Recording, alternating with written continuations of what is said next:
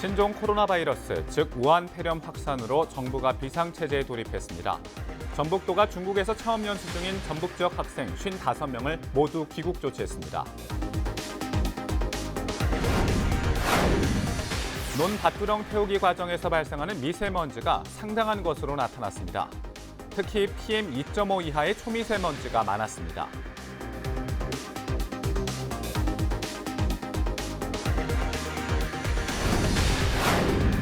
지평선 축제로 유명한 김제시는 지방자치단체와 기업의 동반 성장이라는 협력 모델을 제시하고 있습니다. 김제 지역 농산물을 기업이 사용토록 유도해 지역 경제에도 도움을 주고 있습니다.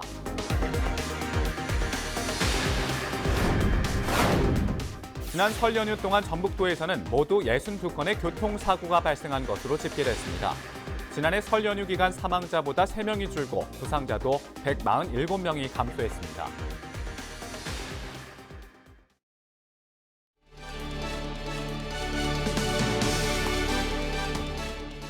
시청자 여러분 안녕하십니까? 헬로티비 뉴스입니다.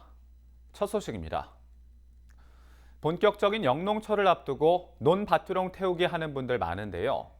논밭두렁 태우기가 유익한 해충을 없앤다는 점은 널리 알려져 있는데 이 과정에서 발생하는 미세먼지도 상당한 것으로 나타났습니다. 전북도가 대책 마련에 나섰습니다. 취재의 이진철 기자입니다. 전북 녹색환경지원센터 연구 결과를 살펴보면 전라북도 초미세먼지 배출량은 공사 현장 등에서 발생하는 비산먼지가 가장 많았습니다. 생물성 연소는 28.5%로 그 뒤를 이었습니다. 경작지가 많은 전북의 경우 논밭두렁 태우기와 농업 잔재물 소각 등 생물성 연소가 반복적으로 발생하고 있습니다. 이때 발생하는 매연에는 PM2.5 이하의 초미세먼지가 다량 포함된 것으로 나타났습니다. 전북 지역이 이제 생물성 연소로 인한 그런 미세먼지가 영향이 좀 있어서 이제 농촌 지역에서 불법 소각하는 그런 사례들이 곳곳에서 있습니다. 농촌에서 이뤄지는 소각 행위는 산불 발생 위험도 큽니다. 지난 10년 동안 발생한 산불 발생 원인을 살펴보면 논밭두렁 태우기로 인한 산불은 매년 72.9건 발생했습니다. 전라북도는 14개 시군과 함께 전북지방환경청, 서부지방환경청과 엄부 협약을 맺고 소각행위 줄이기에 나섭니다. 홍보를 통해 농촌 주민 인식 개선에 나서고 합동으로 불법행위 지도와 단속도 진행합니다. 관계 기관 간 협업을 강화하여 생물성 연소 저감을 위한 노력에 행정력을 집중하는 등 총력을 기울여서 도내 미세먼지가 획기적으로 저감되기를 기대합니다. 논밭두렁 태우기와 농업 잔재물 소각 등 실익 없이 미세먼지를 발생시키는 생물성 연소. 개인 노력으로도 충분히 줄일 수 있는 만큼 적극적인 협조가 필요해 보입니다. 헬로티비 뉴스 이진철입니다. 지평선 축제로 유명한 김제시는 지방단체 환체와 기업의 동반 성장이라는 협력 모델을 제시하고 있습니다. 지역 축제와 농산물을 연결고리로 양쪽 모두 브랜드 가치를 높이는 한편 지역 경제에도 도움이 되고 있습니다. 보도에 정명기 기자입니다. 국내의 한 프랜차이즈형 편의점입니다. 해당 기업에서 내놓은 도시락이나 가정 간편식이 가판대를 채웠습니다. 간편하고 저렴해서 학생이나 젊은 층의 한 끼 식사로 인기 있는 편의점 도시락입니다. 이곳에서 파는 도시락에 들어간 쌀은 김제에서 생산된 겁니다. 김제시가 2년 전 국내 최대 수준의 편의점 가맹점을 둔 기업과 첫 관계를 맺은 뒤 3년째 이어가고 있습니다. 그동안 김제에서 생산한 신동진 쌀 4만 4천여 톤을 납품한 데 이어 최근에는 고구마까지 품목을 확대했습니다. 3년 연속 업무협약을 맺게 된 데 대해서 무척 기쁘게 생각합니다. 진정으로 우리 김제시가 이렇게 이제 믿을 만한 신뢰되는 기업이 김제 농산물을 사들이면서 김제시도 도움을 주고 있습니다. 우리나라 5대 축제인 지평선 축제를 전후로 논그림인 파마트를 조성해 기업 브랜드를 홍보해줬습니다. 축제 땐 홍보 부스나 체험 행사 등을 통해 해당 편의점 상품의 품질이나 신뢰도를 높이는 데 이바지했습니다. 전국에 13,000여 개가 넘는 편의점에선 김제 지평선 축제를 알리고 지역사회 공헌 활동도 함께 진행했습니다. 더 좋은 지역 농산물을 좀 가지고 김제시의 브랜드가 전국적으로 알려지는 데 좀 기여를 하고자 그렇게 하고 있습니다. 이렇게 축제와 기업의 상생 협력을 인정받은 지평선 축제는 지난해 세계축제협회를 비롯한 여러 시상식에서 최고상을 거머쥐었습니다. 양측은 앞으로도 지역경제 활성화와 사회공헌 활동을 확대해 나가기로 하면서 동반 성장이라는 협력 모델을 제시하고 있습니다. 헬로티비 뉴스 정명기입니다. 우한 폐렴, 즉 신종 코로나 바이러스가 확산돼 정부가 비상체제에 돌입한 가운데 전북도가 중국에서 체험 연수 중인 전북 지역 학생들을 모두 귀국 조치했습니다. 전북도와 인재육성재단은 중국에서 체험 연수 중인 학생 55명을 전원 귀국 조치했다고 밝혔습니다. 전북 지역 초등생 40명과 중학생 15명은 지난달 22일부터 2월 1일까지 중국 저장성 항저우에서 어학 수업과 문화체험 연수를 진행 중이었습니다. 학생들은 지난 27일 오후 인천공항으로 모두 귀국했습니다. 전북도는 체험 연수 학생들 가운데 현재까지 건강에 이상이 있는 학생은 없다고 전했습니다. 정부가 감염병 위기 경보를 주의에서 경계 단계로 격상한 가운데 지역 소방서에서도 대응 태세를 강화하고 있습니다. 김제 소방서는 앞서 전 직원을 대상으로 감염병 환자에 대한 단계별 대응 지침을 교육했습니다. 의심 환자를 이송할 때는 감염 보호 장비 착용을 의무화하고 환자를 옮기고 난 뒤 복귀할 때는 구급차와 장비를 멸균하고 있습니다. 김제 소방서는 지역 내에서 감염자가 확산하거나 발생하지 않도록 감염 방지 교육을 철저히 하겠다고 밝혔습니다. 지난 설 연휴 동안 전라북도에서는 모두 62건의 교통사고가 발생한 것으로 집계됐습니다.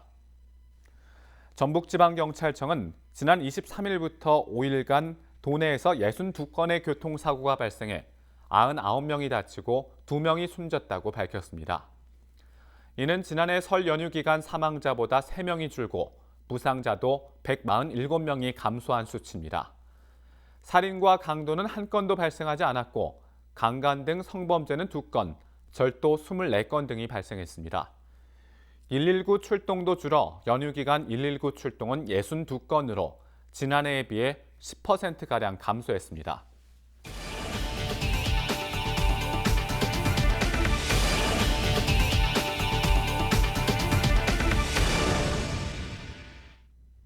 정읍시와 인천공항을 연결하는 시외버스 운행이 중단된 지 8개월 만에 재개됐습니다.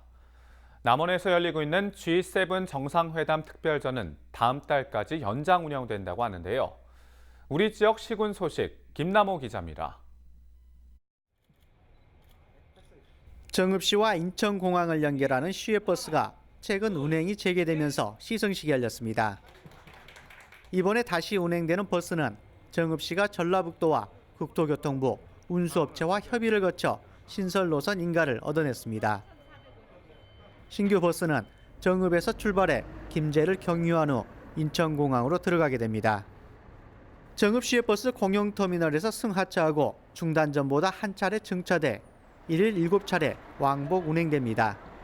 그동안 우리 정읍 시민 여러분들께서 8개월 동안 이게 운행이 중단되는 걸로 굉장한 불편함을 느꼈을 겁니다. 재개되는 정읍 인천공항 간 버스가 시민들의 교통 편의를 제공할 뿐만 아니라 시간과 비용도 크게 줄일 것으로 예상하고 있고요. 추가적으로 정읍 인천공항 간 좀 편안한 공항이 연결될 수 있도록 추가적인 노력도 더 기울이겠습니다. 남원시가 경자년 하얀지의 해를 맞아 준비한 G7 정상회담 특별전이 방문객들의 호응으로 오는 2월 9일까지 연장 운영됩니다. 산림청의 후원을 받아 진행되는 이번 특별전은 설치료를 주제로 한 기획 전시로 교육기관에서 단체 관람이 이어지고 있습니다. 이번 특별전은 13개국 30여 종 200여 마리의 설치류 가운데 동물계의 천사 카피바라와 숲속의 파일럿 하늘 다람쥐가 가장 많은 사랑을 받고 있습니다. 또 지리산에서 만날 수 있는 다람쥐와 청설모 전시를 통해 방문객들에게 백두대간의 중요성도 전달하고 있습니다. 전시관 인근에 위치한 바래봉 일원에서는 지리산 바래봉 눈꽃 축제가 열려 눈썰매와 얼음썰매 등 다양한 체험 행사도 마련되어 있습니다. G7 정상회담 특별전은 전 연령대 입장이 가능하며 전시관 입장객은 추가 비용 없이 관람할 수 있습니다. 방문객들의 뜨거운 호응으로 연장 운영하게 되었습니다. 이번 특별전에 오시면 다양한 설치들을 만나볼 수 있으니 가족분들과 많이 방문해 주시면 감사하겠습니다. 헬로티비 뉴스 김나호입니다. 올해부터 섬 주민과 5톤 미만 화물 자동차의 여객선 운임 지원을 20%에서 50%로 확대합니다. 이와 함께 섬 주민의 사진을 전산화해 승선을 위한 신분 확인 절차도 간소화합니다. 다음 달부터는 모바일 승선권 제도를 도입해 가보고 싶은 섬 앱에서 예약, 발권할 수 있게 됩니다. 전라북도는 여객선 26척에 휠체어 승강기와 장애인 전용 화장실, 교통약자 전용 좌석 설치 비용의 50%를 지원할 계획입니다. 고창군이 축산 악취로 인한 여러 문제를 해결하기 위해 축산단체 등과 협업하는 시스템을 구축했습니다.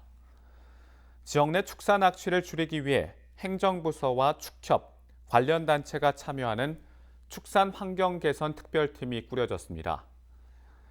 이들은 앞으로 악취가 나는 원인과 줄이는 방안을 마련하고 농장별 맞춤형 컨설팅과 같은 여러 악취 저감 사업들을 추진해 나갈 계획입니다. 불법 폐기물과 악취, 미세먼지 이 세 가지를 가리켜 3대 유해 환경이라고 하는데요. 전라북도는 3대 유해 환경의 관리 실태를 대대적으로 감시한다고 밝혔습니다. 5개 반 20명을 투입해 유해 환경 배출원에 대한 관리와 감독, 대응 실태를 오는 2월 18일까지 중점적으로 점검할 계획입니다. 감사반은 폐기물 처리 실태를 점검하고 발생 원인, 지도, 단속 현황 등도 확인할 방침입니다.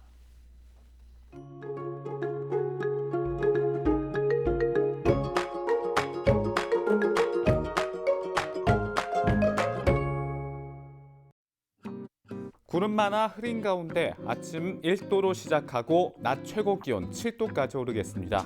낮 동안에는 평년 기온을 웃돌면서 포근한 날씨를 보이겠는데요. 다만 오후 한때 지역에 따라 산발적으로 비가 내리는 곳이 있겠습니다. 주간 날씨입니다. 포근한 날씨가 끝나고 다시 추운 겨울 날씨가 예상됩니다. 목요일부터는 당분간 흐린 가운데 영하권의 날씨를 보이겠는데요.